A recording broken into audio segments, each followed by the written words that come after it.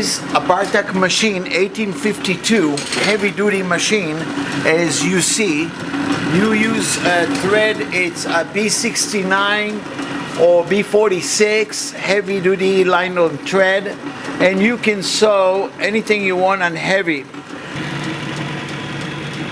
Regarding to thread the machine, you have to go through the loops as you see over here, 1, 2, 3 and 4. This is for the silicone, which you're going to put silicone in here for a nylon thread, so when it comes through here and go around the tensions, coming right up, going to that spring above, go underneath again, coming right back up to the take up, go from here down all the way here, and then you go 1 and 2, come from the other side and then go to the needle. You see it's a loop, 1 and go back and forth. You see that? How you go?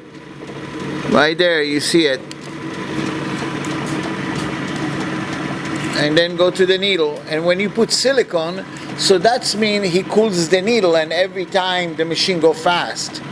And as you see over here, this is where the silicone goes, unless if you're using nylon thread. Thank you very much for visiting Atlas Levy Sewing Machine Company.